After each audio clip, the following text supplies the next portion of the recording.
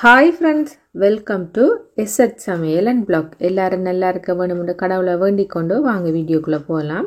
இன்றைக்கி என்னோட வெள்ளிக்கிழமை ரொட்டீன் வீடியோ தான் உங்களோட ஷேர் பண்ண போகிறேன். வெதர் வெளியே நல்ல வெதர், லைட்டான குளிராக தான் இருந்தது. அப்படியே வெளியே கொஞ்ச நேரம் வெளிப்பிராக்க பார்த்துட்டு எங்களோட காலை சாப்பாடு எல்லாத்தையும் முடிச்சுட்டு பகல் லஞ்சுக்கு ரெடி பண்ண போகிறேன். அநேகமாக ஒவ்வொரு வியாழக்கிழமையிலையும் பின்னேரத்தில் அரைச்சி வச்சுருவேன் இட்லி தோசைக்கு.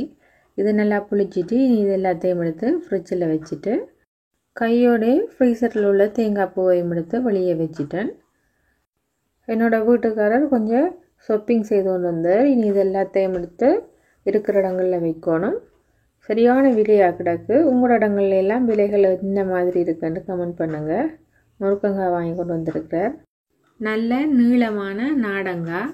இதை சில இடங்களில் நாடங்காயன்னு சொல்கிறது, சுரக்காயன்னு சொல்கிறது, ஒவ்வொரு இடத்துக்கு ஏற்ற மாதிரி மாறுபடும்.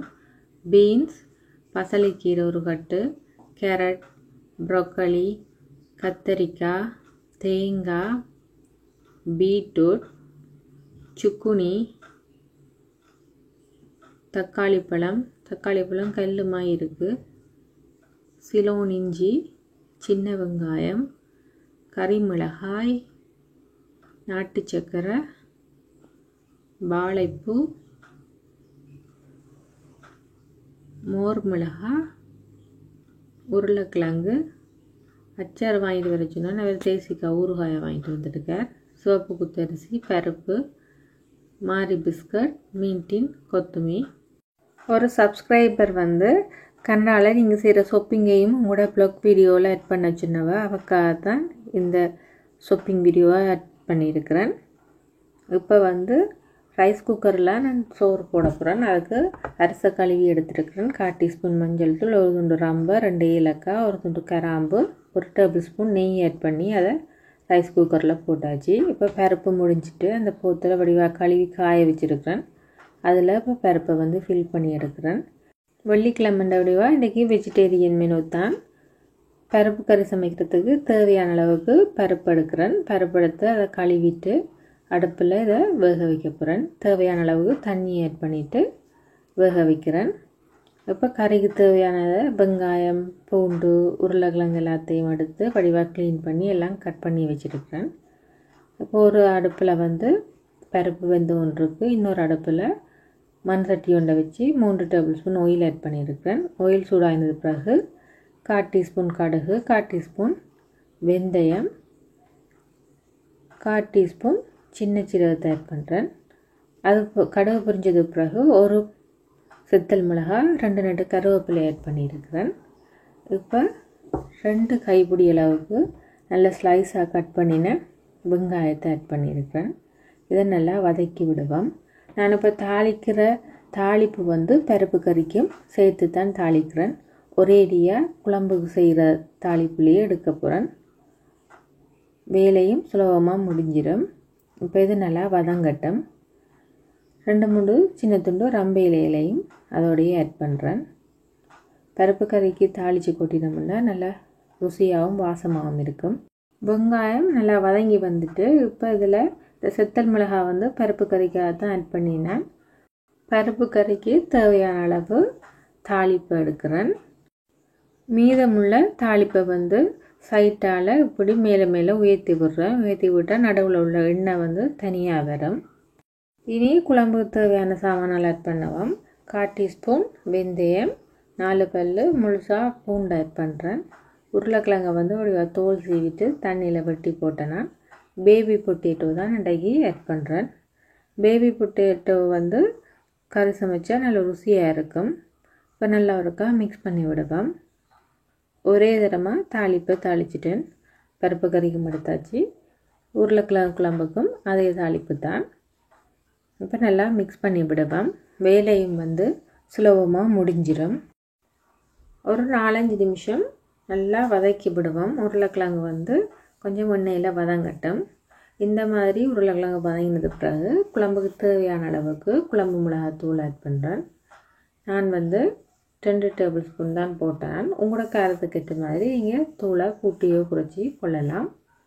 இப்போ நல்லா மிக்ஸ் பண்ணி விடுவோம். நான் எப்பயுமே சொல்கிறது மிளகாத்தூள் போட்டோன்னே அடுப்பை ஆஃப் பண்ணிவிட்டு மிக்ஸ் பண்ணுங்கள். மண் சட்டி என்ற வடிவாக சூடு கூடுதலாகவே இருக்கும். இப்போ தேங்காயில் 2ஆம் பால் ஆட் பண்ணுறேன். 2ஆம் பாலையும் 3ஆம் பாலையும் புளிஞ்சி ஆட் பண்ணுறேன். நான் ரெசிபி வீடியோ எடுக்கிறேன்டா தான் தனியே பால் எடுத்து இது செய்கிறது.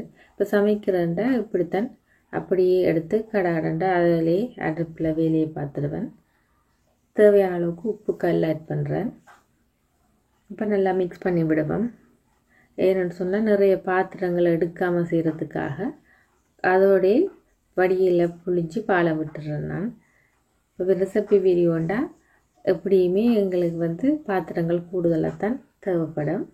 இப்போ பருப்பு கறிக்கு மஞ்சள் தூள் ஆட் பண்ணிவிட்டு 1/4 டீஸ்பூன் மிளகு, 1/4 டீஸ்பூன் சின்ன சீரகம், 3 பல்லு பூண்டை நல்லா இடித்து போட்டு ஆட் பண்ணியிருக்கிறேன். பருப்பு கறிக்கு தேவையான அளவுக்கு உப்பு கல் ஆட் பண்ணியிருக்கிறேன். உங்களுக்கு பெருங்காயம் ஆட் பண்ண விருப்பம்ண்டா பெருங்காயம் ஆட் பண்ணுங்கள். இப்போ நல்லா இதை மிக்ஸ் பண்ணி விடுவேன். நல்லா ஒரு கொதிக்கட்டும். பருப்பும் பாருங்கள் நல்லா வெந்துட்டு இப்போ பருப்புக்கு தேங்காயில் முதல் பால் ஆட் பண்ணுறேன். தலைப்பால் நீங்கள் கூட தேவைக்கேற்ற மாதிரி ஆட் பண்ணி கொள்ளலாம். தண்ணியாக வேணுமெண்டா தண்ணியாக வைக்கலாம். பருப்பு கறி கட்டியாக வேணுமெண்டா கட்டியாக இறக்கி கொள்ளுங்க. இப்போ தாளித்து வச்சுருக்கிற வெங்காயத்தை ஆட் பண்ணிவிட்டு நல்லா இருக்கா மிக்ஸ் பண்ணிடமெண்டா சுவையான பருப்பு கறி ரெடி. இப்போ குழம்பு கொதிச்சு கொண்டிருக்கட்டும். அந்த கேப்பிலே மரக்கறி என்ன வடிவாக ஃப்ரிட்ஜில் உளுந்து மாவு இருந்தது. தேவையான அளவுக்கு உளுந்து மாவு எடுத்துட்டு ஒரு ஸ்மால் சைஸ் வெங்காயம், ஒரு சின்ன துண்டு இஞ்சி கிழங்கு சின்ன நான் கட் பண்ணி ஆட் பண்ணியிருக்கிறேன். கொஞ்சமாக மிளகுத்தூள், தேவையான அளவுக்கு உப்பு தூள் ஆட் பண்ணிவிட்டு நல்லா மிக்ஸ் பண்ணுறேன். உங்களுக்கு பச்சை மிளகாய் விருப்பம்னா பச்சை மிளகாய் ஆட் பண்ணுங்கள். நான் என் மகன் சாப்பிட்ற வடிவாக பச்சை மிளகாய் ஆட் பண்ணையில் மிளகுத்தூள் ஆட் பண்ணியிருக்கிறேன். கொஞ்சமாக பெருஞ்சீரகமும் ஆட் பண்ணியிருக்கிறேன். கருவேப்பிலை கொத்தமல்லி இருந்து ஆட் பண்ணுங்கள். என்கிட்ட இல்லாத வடிவாக நான் அதை ஆட் பண்ணையில். இப்போ இதை நல்லா மிக்ஸ் பண்ணி வச்சுட்டு இங்கால குழம்பு நல்லா கொதிச்சுட்டு உருளைக்கிழங்கு நல்லா வெந்தது பிறகு தேவையான அளவுக்கு பழப்புளியையும் ஆட் பண்ணி ஒரு ஸ்மால் சைஸ் தக்காளி பழத்தை 4ஆக கட் பண்ணி ஆட் பண்ணியிருக்கிறேன். தக்காளி பழம் பெருசாகவே தான் ஆட் பண்ணியிருக்கிறேன். இப்போ நல்லா மிக்ஸ் பண்ணிவிட்டு மூடி போட்டு கொதிக்க வைப்பேன். ஒரு அடுப்பில் வடையை பொரிய வச்சுட்டேன். வடை நல்லா பொரிஞ்சு கொண்டிருக்குது. அடுத்ததாக பாவக்காய் கறி செய்ய போகிறேன். இந்த வத்தல் நான் வீட்டில் போட்ட வத்தல் தான். இந்த வத்தல் சொன்னால் நம்ப மாட்டீங்க, நான் போட்டு 6 வருஷத்துக்கிட்ட இருக்கும். இந்த வத்தலை போட்டு 2-2.5 வருஷம் நான் வெளியாலேயே வச்சுருந்தேன். நான் இப்போ 2-2.5 வருஷத்துக்கு மேலே ஃப்ரீசரில் எடுத்து வச்சுருக்கிறேன். இப்போ நல்லா கலகலண்டு காஞ்சிருக்குது. சும்மா வெட்டிட்டு காயப்போட்டு நான் நல்ல மெல்லிசாக வெட்டி போட்டு காயப்போட்டு எடுத்து நான் பழுதாகவே ஆகையில். இப்போ தேவையான அளவுக்கு பாவக்காய் வத்தல் எடுத்துருக்கிறேன். வடை பொரிஞ்சு கொண்டிருக்கு. இனி வடை பொரிஞ்ச எண்ணெயிலேயே நான் இதை பொரிச்செடுக்க போகிறேன். இது வேப்பம்பூ வடகம், எங்களோட அம்மம்மா போட்டது. இது மோர் மிளகாய், இது கடையில் வாங்கினது. அப்படமும் எடுத்து வச்சுருக்கிறேன். வடை பொரிச்ச எண்ணெயை வேஸ்ட் பண்ணாமல் அதுலேயே அப்படம் மோர் மிளகாய் வடகம் எல்லாத்தையும் பொரிச்சிட்டேன். இப்போ அதில் இருக்கிற மீதமுள்ள எண்ணெயில் பாவக்காயையும் பொரிச்செடுக்க போகிறேன். அடுப்பை ஆஃப் பண்ணிட்டு தான் நான் பாவக்காயை போட்டிருக்கிறேன். இல்லைன்னா கறிகிடம் திருப்பி கசப்புத்தன்மை வந்துடும்.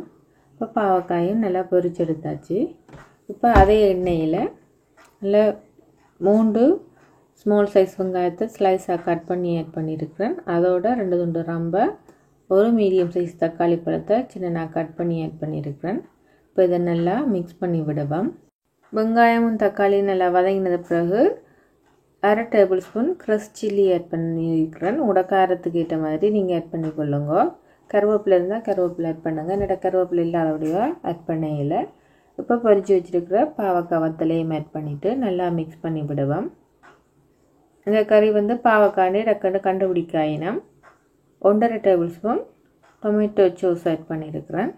தேவையான அளவு உப்பையும் ஆட் பண்ணிவிட்டு நல்லா மிக்ஸ் பண்ணிடமாண்டா பாவக்காய் பிரட்டல் ரெடி. கேண்டலப் பழத்தை மில்க் ஷேக்கு மடித்து வச்சுருக்கிறேன். சின்ன சின்ன துண்டலாக கட் பண்ணியும் வச்சுருக்கிறேன். அப்படியே கையோட கழுவுறதெல்லாம் கழுவி க்ளீன் பண்ணி வச்சுட்டேன். அது உங்களுக்கு காட்டையில் வீடியோவில் இருந்தால் போகிறபடிவா. இப்போ சுட சுட மஞ்சள் சோறு, பருப்பு கறி, உருளைக்கிழங்கு தக்காளி குழம்பு, பாவக்காய் பிரட்டல், உளுந்து வடை, அப்படம், மோர் மிளகாய், வேப்பம்பூ வடகம், கண்டலூப் மில்க் ஷேக், மற்றது ஊறுகாய் தயிர் இருக்குது. அதை மீசையில் எடுத்து வைக்க மறந்துட்டேன். இதுதான் எங்களோட வெள்ளிக்கிழமை லஞ்ச் மெனு. நான் இன்றைக்கு செஞ்ச மாதிரி ரைஸ் செய்து பாருங்கள். சிக்கன் மட்டனுக்கெல்லாம் சட்டப்படி இருக்கும். என்னோடய வீடியோவை இது வரைக்கும் பொறுமையாக பார்த்து சப்போர்ட் பண்ணி கமெண்ட் பண்ணுற அனைத்து நல்ல உள்ளங்களுக்கும் ரொம்ப ரொம்ப நன்றிகள். இன்னும் ஒரு இன்ட்ரெஸ்டான வீடியோவில் நான் உங்களை சந்திக்கிறேன். அது வரைக்கும் பாய்.